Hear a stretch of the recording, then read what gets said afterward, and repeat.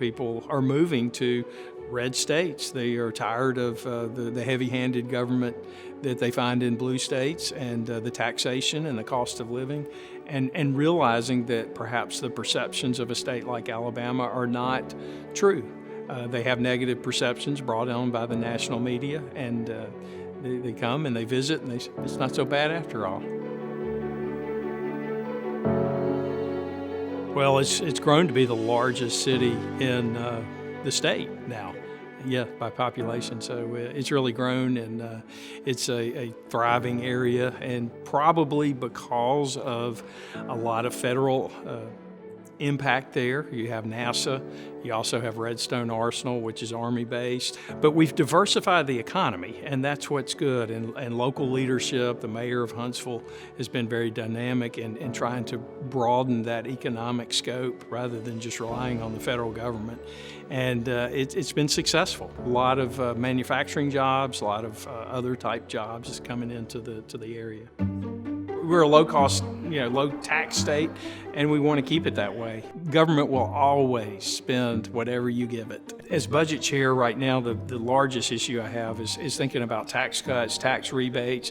How can we get this money back to the people who sent it to us? We've got a large $2.7 billion surplus, and so it's important to me to not say, oh, how can we spend it, but no, how can we give a good amount of that back to the people who sent it to us, and then look at some type of permanent tax cuts as well. If you know about unemployment insurance, they have the arbitrary 26 weeks. But what we did in Alabama, we followed a few other states that indexed their number of weeks that an individual gets, because 26 weeks makes no sense. And when we researched it, we found that either you're a nuclear scientist and you can't find a job, and so you need the full 26 weeks, or you want to move back in with mom and dad and live in the basement and just get a check for half a year and then go look for a job when the money runs out.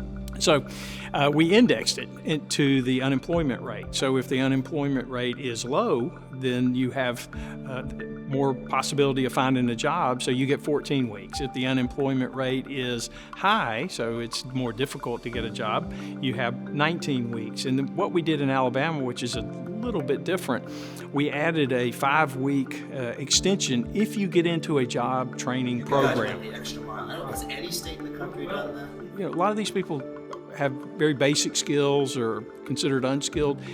We offer free job training, so this is a nudge. We will pay the weekly UI check, but you got to get in a job training program to upskill yourself, be able to enhance your salary or your compensation in your next job. So that's something that we did different that I think is important and got a lot of good buy-in from others across the state, and it's going well.